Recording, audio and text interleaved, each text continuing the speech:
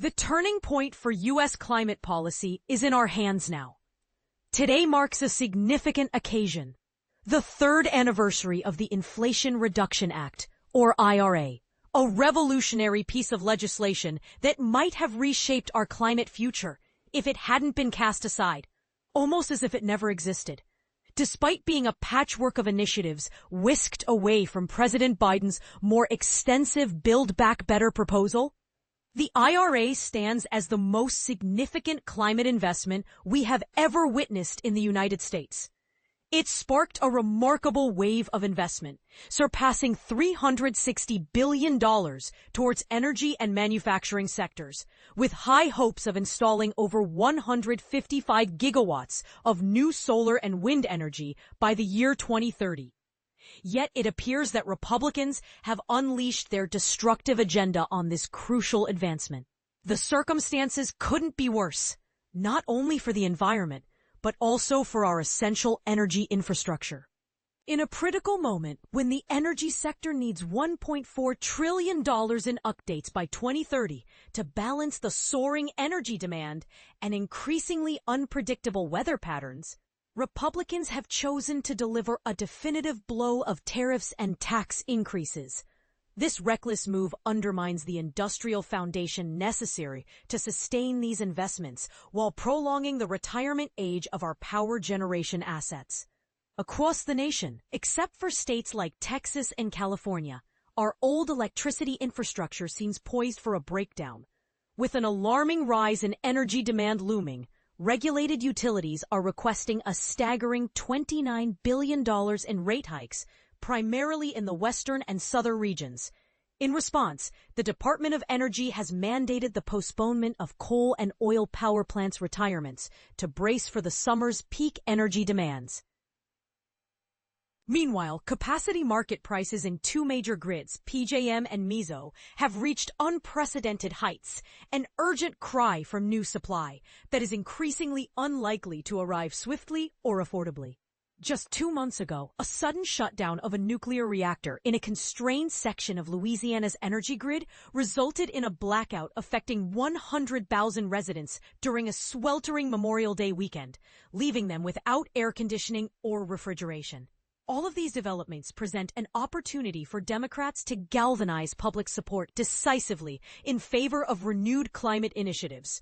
Moving forward, legislators must not turn a blind eye to the frailty of our fossil fuel-reliant energy system, which jeopardizes their ability to deliver affordability, job opportunities, health benefits, and resilience to their constituents.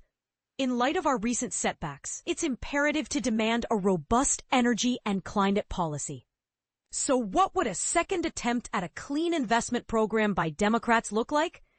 Having successfully enacted the bipartisan infrastructure law and the IRA, both foundational steps towards a sustainable energy future, Democrats are now positioned to build on these gains and possibly garner support from Republicans who still have an interest in sponsoring innovative technologies, decarbonizing industries, and conserving public lands. Where compromise with Republican lawmakers isn't feasible, Democrats should elevate their ambitions. They need to harness the strength of federal investment to effectively shape markets and achieve significant policy objectives. Moreover, it's crucial they learn from the inadequacies exhibited in their previous legislative endeavors and fundamentally revamp how federal investments are executed.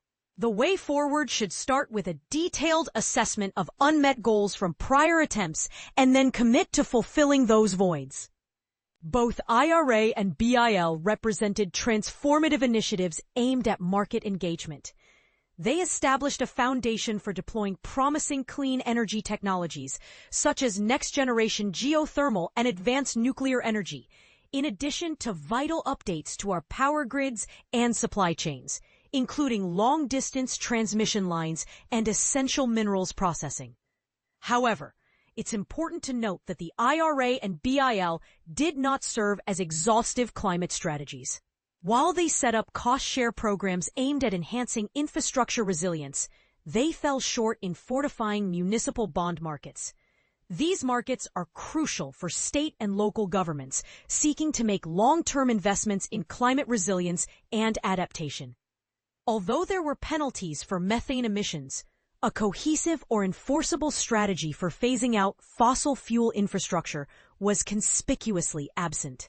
There was no substantial financial support or strategic deployment plan set in place for any key energy sector.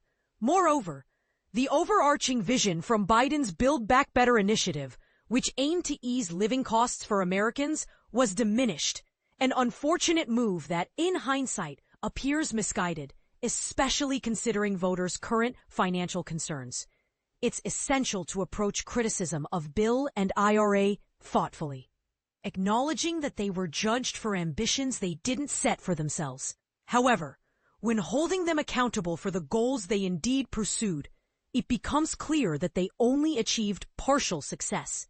In combination, Bill and IRA expanded the energy tax credit framework, created robust pilot programs for innovative energy technologies, and fostered a network of regional financing institutions aimed at distributing the benefits of decarbonization more equitably. Nevertheless, the energy tax credits were never extensive enough. The initiatives intended to encourage deeper decarbonization lacked the flexibility necessary to catalyze widespread adoption of emerging technologies, and efforts to decarbonize disadvantaged communities suffered from a lack of coherent direction, often colliding with local capacity limits. Accelerating the energy transition while constructing new infrastructure at a scale demands sufficient funding, liquidity, and clearly defined mandates for federal and state agencies. These entities must also be empowered by statute to exercise substantial flexibility in the financing methods and strategies they employ to fulfill these mandates. Although not without flaws, the IRA's tax credits delivered several noteworthy achievements that should absolutely guide future policymaking. This legislation took an older framework of technology-specific subsidies, in place in some form since 1978, and reformed them to be technology neutral, permitting developers across nearly all zero-emission energy technologies to benefit from tax incentives. It expanded the credits granted to domestic manufacturers of various low and zero-carbon technologies. Moreover, it established a marketplace for tax credit transfers, enabling developers with limited tax obligations to sell their credits for cash on an open market, rather than navigating expensive and convoluted tax equity deals with a select few large banking institutions.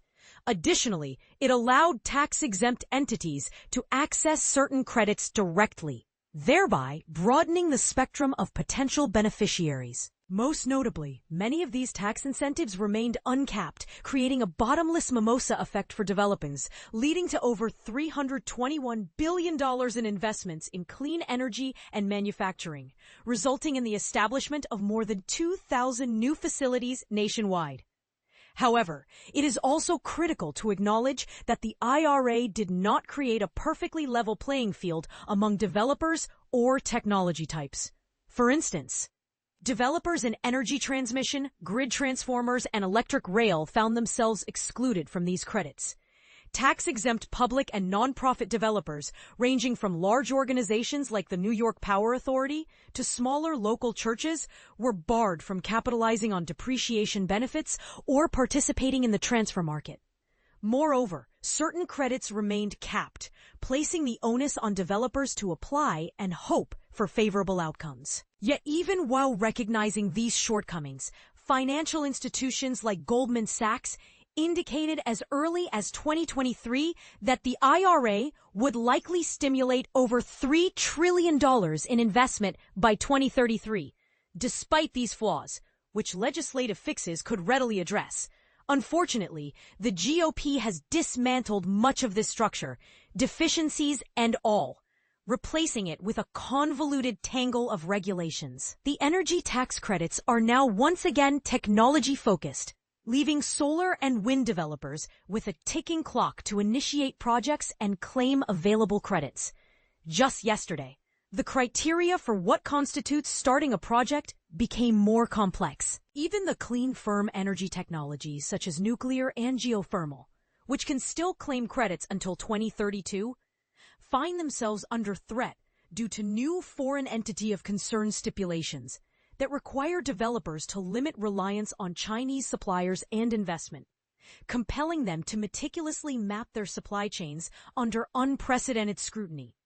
Democrats hoping to restore and enhance the framework laid out in the IRA face a daunting challenge.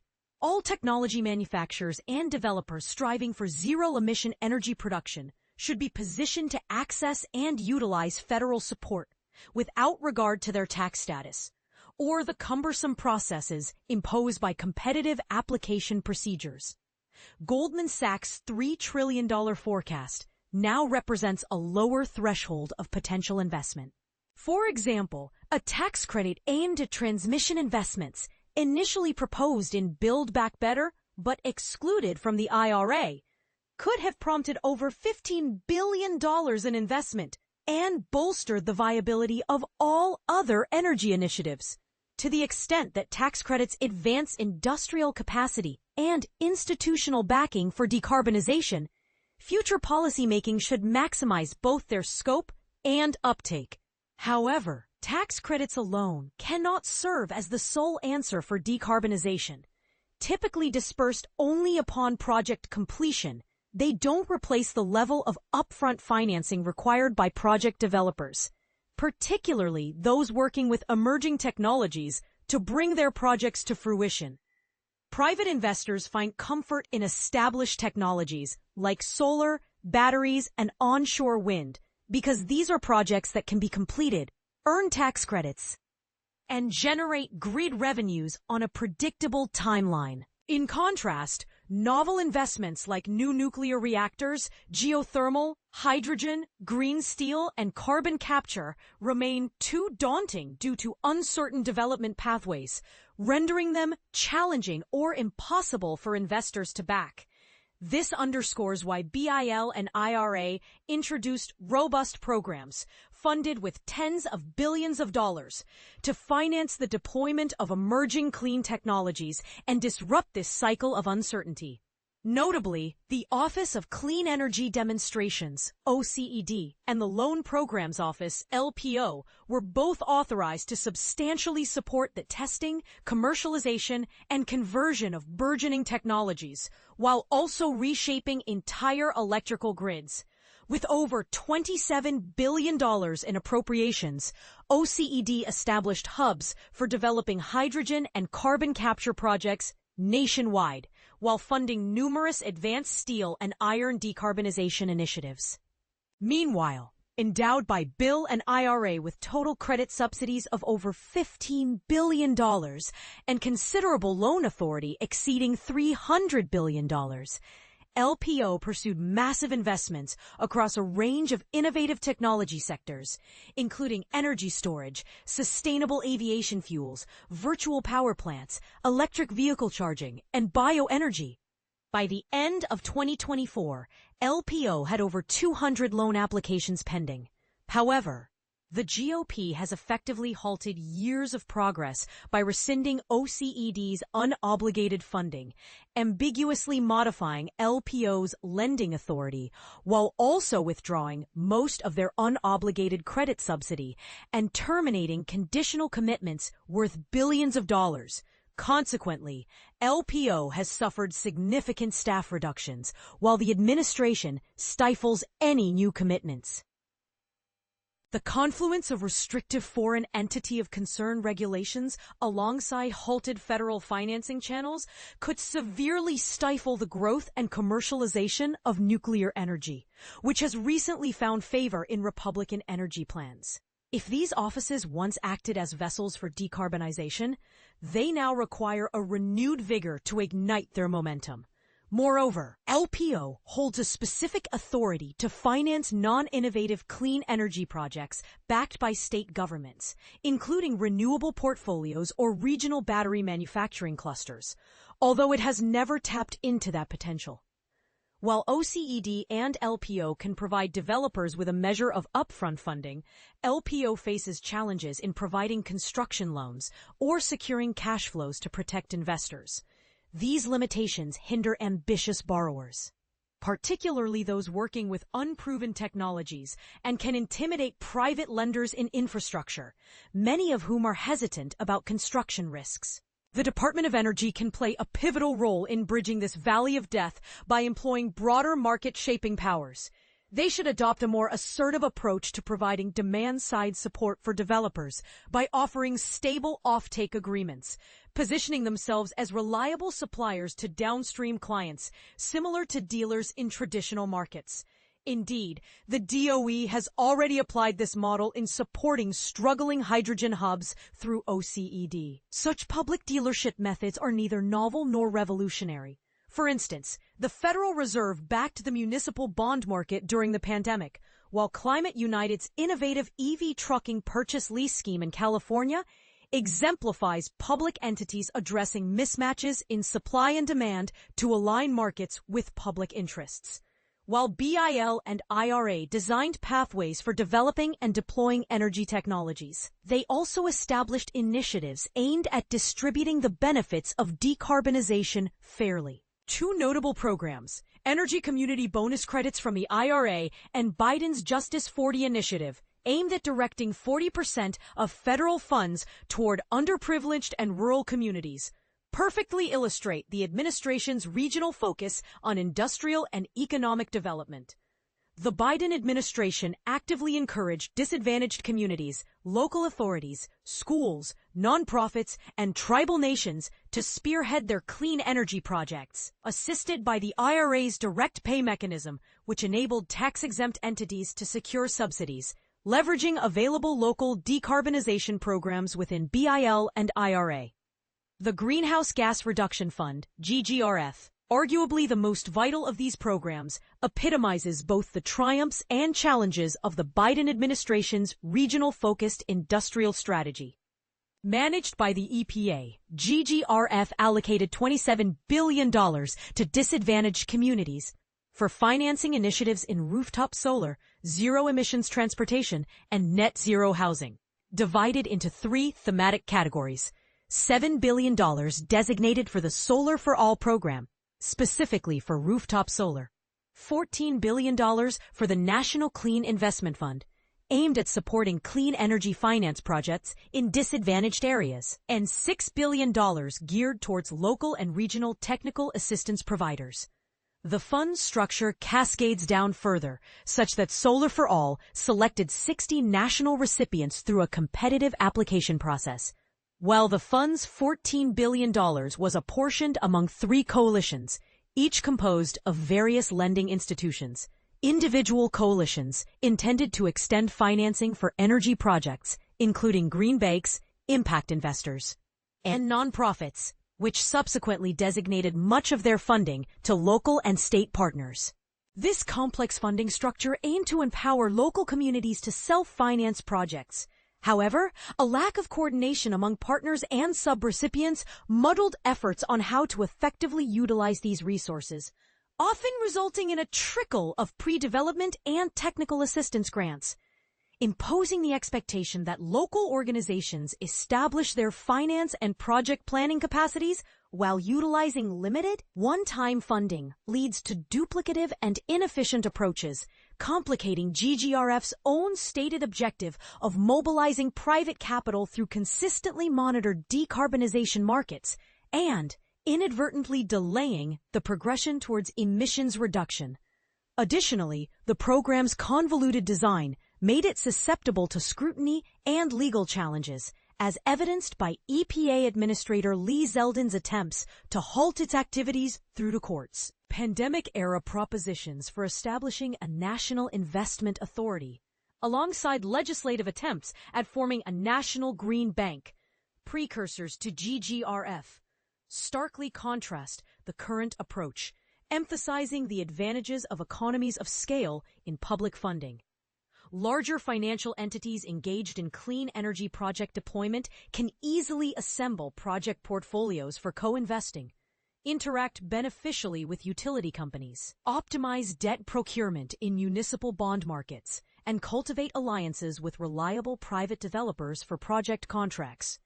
If managed publicly, such institutions can take on greater risks, outmaneuver private creditors, support more developers, and connect with local communities to address their unique needs.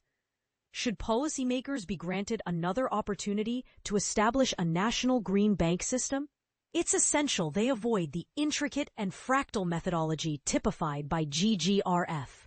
Instead, public financing should be concentrated in agencies already empowered with the authority and expertise necessary to be effective market influencers: bond banks, state-sponsored energy finance authorities, and public developers. Fortunately, numerous state-level green banks endowed with public funds and political backing are getting proactive in shaping markets and directly addressing the needs of disadvantaged communities. Examples include the New York Power Authority, Minnesota Climate Innovation Finance Authority, Connecticut Green Bank, and Greater Arizona Development Authority, all of which are striving to mobilize debt while collaborating with developers to embark on ambitious energy and infrastructure investment initiatives. However, Democrats must also recognize the implications of this shift in perspective, embracing the fact that local nonprofits shouldn't always be responsible for leading local project development. Local groups are effective advocates for community needs, but their financial and implementation capabilities usually fall short compared to public investment agencies. This examination of IRA and BIL glosses over more facets of these laws than it fully captures. Take, for example, the bipartisan infrastructure law's $5 billion program for National Electric Vehicle Infrastructure, NEVI, charging stations. However, the narrative remains consistent. Although the program appeared ambitious, funds could only be disbursed once state governments established their implementation offices and gained federal approval for their spending plans. Many states, unprepared for such obligations, took years to develop the necessary infrastructure, just as the Trump administration tried to redirect funding away from these projects, only to acknowledge defeat recently. To provide perspective, the EV charging sector is still in its infancy, and establishing an efficient rollout is a complex task, particularly as it involves creating a new product in a private-public partnership model, all of which had never been attempted before.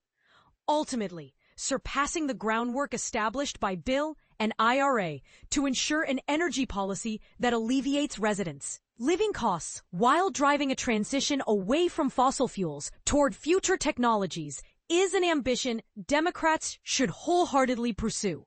They must, however, remain mindful that the challenges associated with climate policy intersect with broader institutional challenges facing American democracy.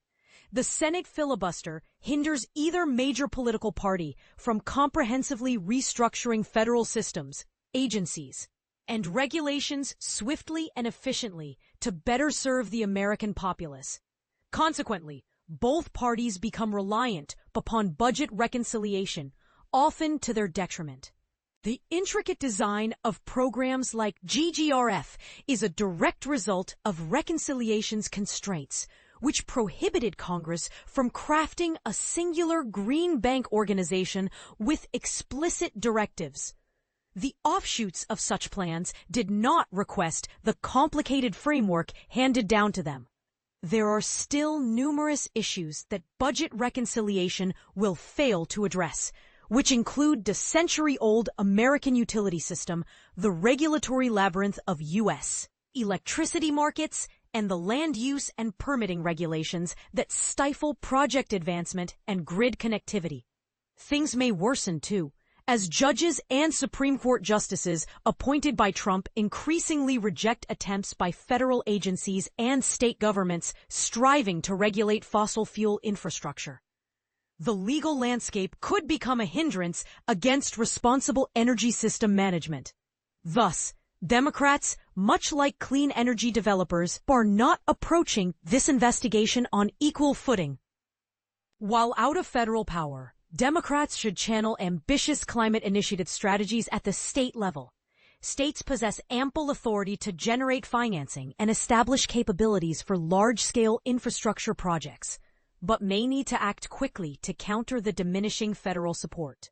By implementing state-level public programs for financing transmission projects, procuring utility-scale batteries, establishing virtual power plants, and launching clean firm energy pilot schemes, democratic state administrations can safeguard the ecosystem of clean energy developers initiated by BIL and IRA from fading due to slack in demand. Consequently, they would help stabilize the costs of clean energy project development. Finally, it's crucial for Democrats to understand that climate topics remain tied to living expenses. For residents in locations like New Orleans who have recently suffered from nuclear plant outages, the average individual spends upwards of 19% of their income on energy, well above the DOE's threshold to classify them as energy-burdened communities. Their utility bills already encompass additional charges for climate adaptation and disaster readiness. Yet, despite their expenditures, many still endure blackouts, with costs anticipated to rise as the grid continues its decline. Here, climate policy transcends concerns over Chinese supply chains or merely achieving a rebirth of American industry. It's fundamentally about ensuring reliable electricity, maintaining low bills, preserving air quality, and safeguarding citizens against disasters. Voters across the nation exhibit a continued concern for these issues. A substantial majority of likely voters in the upcoming elections believe that climate change will directly affect their financial well-being, saying that it will impact them either significantly or moderately. This demographic remains accessible, and given the rapidly deteriorating macroeconomic environment, impending spikes in electricity costs, and the perennial menace posed by climate catastrophes, these cost-conscious voters could soon prove to be far more vocal and relevant than any coalition formed solely on unfocused criticisms aimed at China. In 2022, Democrats embarked on an ambitious quest to reshape governmental entities. Whether it was sufficient or perhaps even unrealistic to achieve more at that time, it should not deter future conversations regarding the potential legislative, institutional, and financial measures necessary for their next chance to realize that vision. The dismantling of the IRA underscores precisely how much opportunity Democrats let slip away and highlights how much further a comprehensive climate policy could now reach.